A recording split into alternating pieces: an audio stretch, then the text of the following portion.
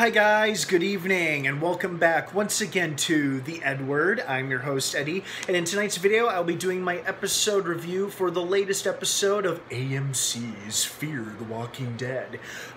Excuse me. There's a lot to talk about regarding tonight's episode, but before I begin, as usual, per all these episode reviews, this is a spoiler-filled review video, so if you've not seen this episode of Fear the Walking Dead, or if you're a few episodes behind and you need to catch up, do not keep watching or listening to this video, as I will be discussing plot points and spoilers, so you have been warned. That being said, spoilers starting from here on out, starting now.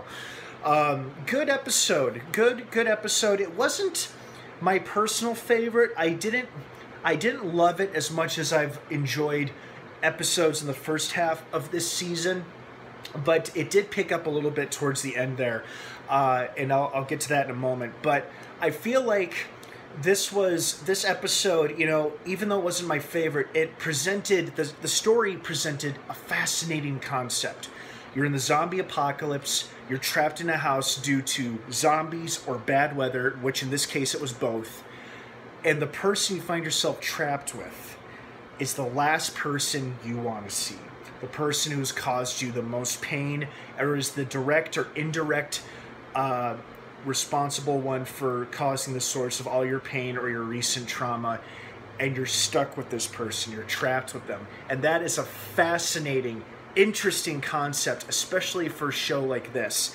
And it could not have been more two perfect people. You had Alicia, who lost her whole family, who lost her home, the baseball diamond, and Charlie was indirectly / directly responsible for all of it, for being a spy for the vultures, and then she physically literally killed Nick.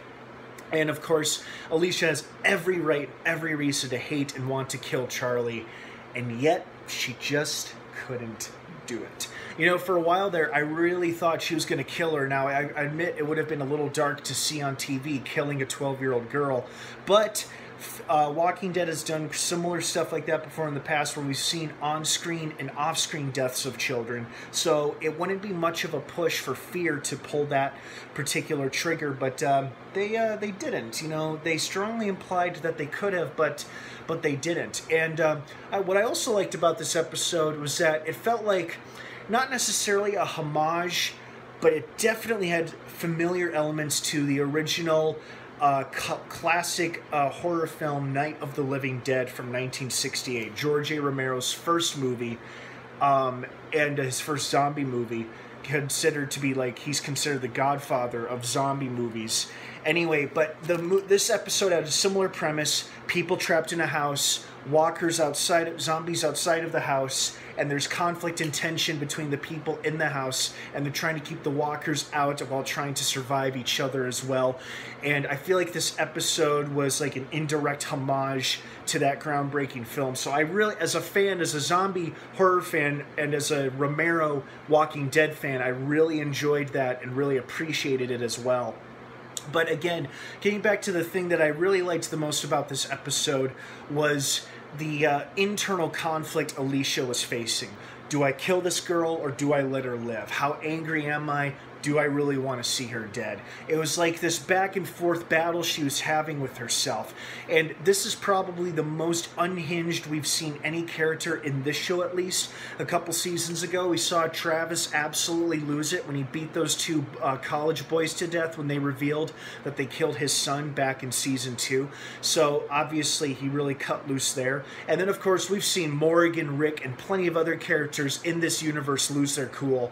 But this was the most we've ever seen a character be so close to losing her cool, yet keeping a grip at the same exact time. So again, it was this incredible internal struggle that made this episode interesting to watch. And for a little while there, it felt like it was beginning to drag a little bit, but when the windows started to shatter and the weather worsened and they were forced down into the basement, and then the stairs collapsed, bringing part of the house down on them, that's when the pacing started to pick back up again. It started to get a little bit more exciting, a little bit more interesting. And I really, really thought that because she was having the flashes in her mind while holding the gun up to Charlie's head of her brother dying, her mother dying, Charlie being directly, indirectly responsible for it, I thought it was fascinating that Alicia could not bring herself to do it. Because she was in a very, very dark place, but I don't think there is enough darkness inside of her to kill a living being, or at least someone who may or may not deserve it. And of course, it would be difficult for anybody except for a sociopath to kill a child, especially a 12-year-old girl. So I think, Alicia not being able to kill Charlie was actually a huge burden off her shoulders, because now she knows that she can't or she won't do it, so she doesn't have to live with that internal struggle or that question anymore. And it's going to be really fascinating moving forward with the rest of this season, possibly the series, if both of them survive this season, how this relationship is going to be, and if there is any redemption or any hope for Charlie at all in the eyes of Alicia or in any of the other survivors. So, I'm very curious about that. So not my favorite episode, but I did enjoy the Night of the Living Dead familiarity and indirect homage to it, and then I also enjoyed Alicia's episode. Like, this was a good character-driven episode, and the pacing and the excitement towards the end there definitely picked up. I also loved how ironic it was that it was the walkers stuck on a branch who ironically ended up indirectly saving their lives by the branch falling, hitting the chained door to the basement, finally freeing them, allowing them to escape the flooded basement. And then Alicia saying thanks and putting a bullet in its head.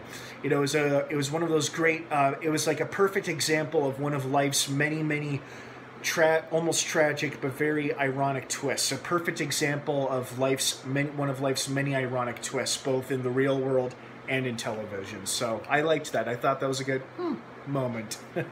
All right, guys, so thank you for joining me for another episode review here on the EdWord. I hope you enjoyed this episode as much as I did, if not slightly more or less than I did. Did you like it? Did you love it? Hate it? Was this your favorite? Your least favorite? Please sound off in the comments section down below. I'd love to hear everybody's thoughts and opinions. You may disagree with one another, of course. We're all entitled to our own opinions. Just please keep it civil and be respectful of one another's beliefs and opinions. Also, don't forget to subscribe to this channel as we continue to follow along with Alicia, Charlie, and the rest of our characters on Season 4 of The Walking Dead, airing new episodes every Sunday night on AMC. Don't miss it. Have a great rest of the night, everybody. Thanks again for watching, and of course, until next time, may the Force be with you.